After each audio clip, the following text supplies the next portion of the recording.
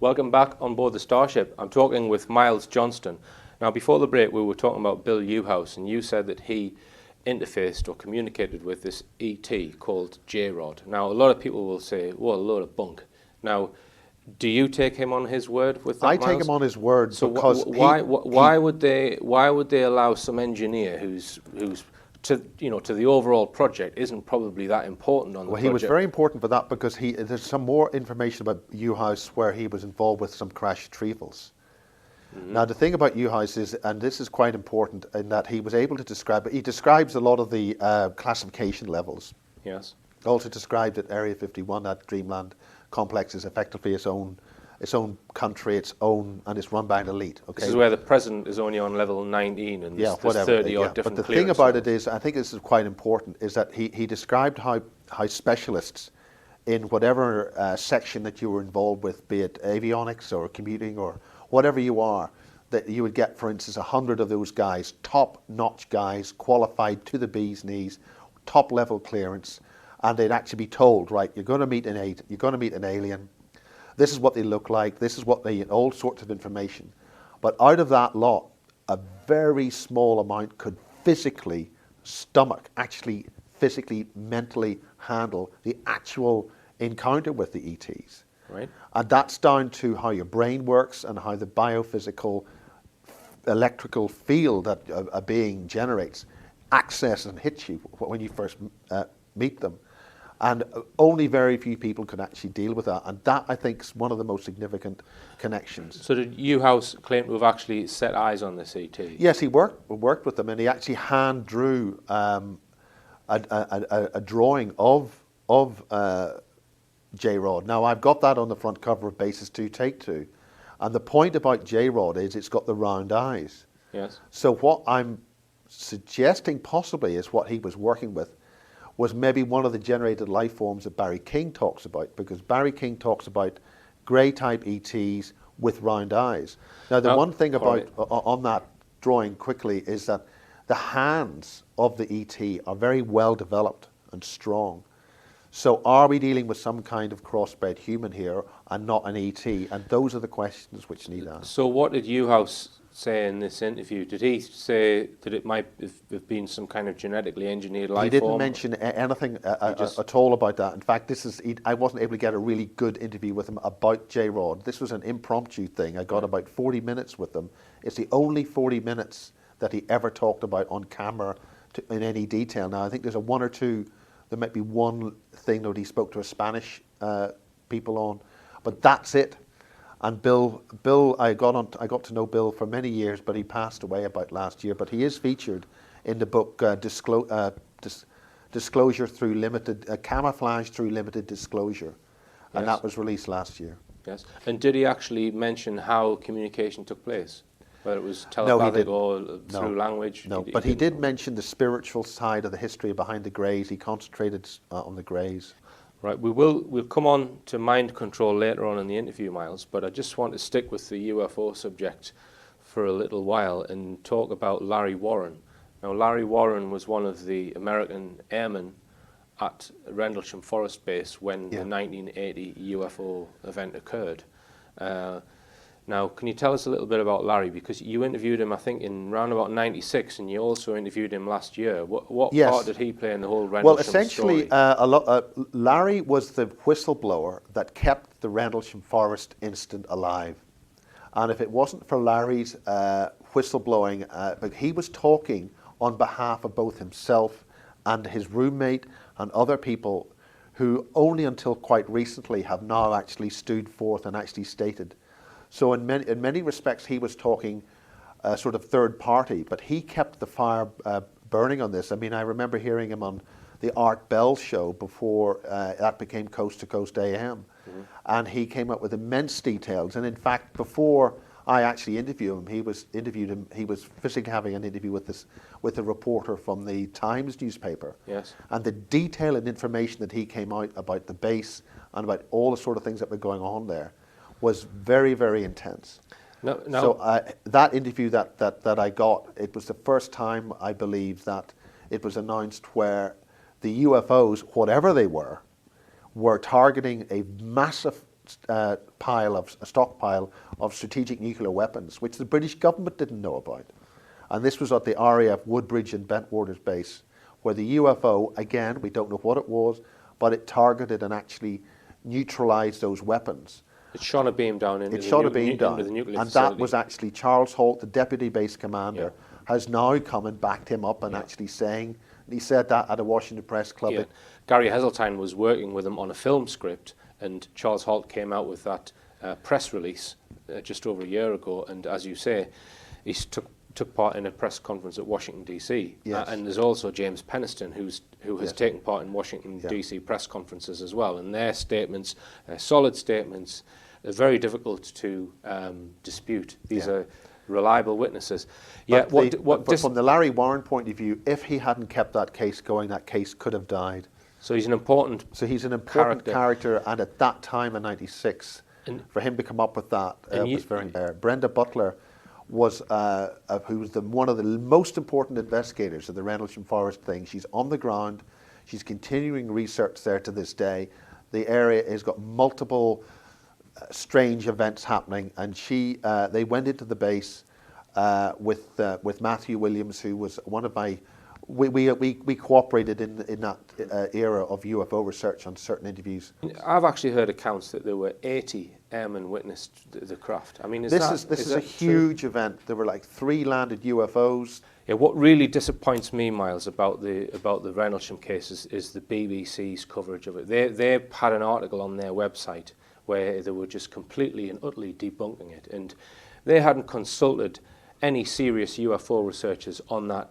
I don't know about that. I think I have to disagree with you. The BBC have got some excellent consultants, which we would describe as. It was Evan Davis who wrote the article. I've never believed in UFOs. I mean, the UFO community were up in arms about that piece of debunking nonsense that they published on their website, and you've got all of these top military witnesses like Charles Holt with concrete statements. Why can't they just write a proper serious article? Well, the point about it is that's the big question. That's the question of what you look at the actions. Look at how the BBC acted in this regard. Almost every single UFO documentary that was made by the BBC, when we first cooperated with them in Ireland, I was almost roused with the BBC, seen around 6 reporters, and all they're interested in is getting information in. And anybody who appears on, I mean, I've talked to lighting crews who were involved with some crop circle documentaries for Channel 4, and they were so horrified with the way that the production crew were actually going to do, the way they're going to treat certain witnesses. Yep. And there was, for instance, one recently for the Now show, or the BBC show at 7 o'clock, whatever that is. The One Show. The One Show, sorry. Yeah. Where they interviewed a number of top people. The One Show. They interviewed a number of top people. I nearly swore there. For it's like an hour with I think your man Mackenzie, and there was one of the guys, John Wickham from Bufora, and the editor of Nexus magazine. Yes. Marcus Allen. They interviewed for an hour. I think 45 seconds of that got on air. Mm-hmm. All they want is information, so they get people together and get the information out, and then poo-poo it. Every researcher I have met who has had any brush with the BBC has the same thing to say. And I wouldn't be allowed to repeat it on this show. I mean, unless you're actually involved in the field, you're just sitting at home watching your TV, you wouldn't realise what goes on behind the scenes. What the BBC does, and what a lot of the main media people do, Discovery Channel, History, and the relevant mainstream media, essentially they use the thing, I'm going to be on TV. Yes. And then, I'm on TV, wow, I'm going to be famous or something. And then they just let you rattle on. Yes. And then they just say, right, we'll just do this, this, and that. And they have their gender. Making sure that you've signed the disclosure, the fact that they can edit it as they wish. And where's mine? I left it down on the planet. No, you won't be signing anything, man. No, but that's how they work. So if you've got to understand, I mean, generally anybody who's going to go on media with the established media, you've got to understand that you've got about 10 seconds to get your point across. Yeah. Speak in very short sentences.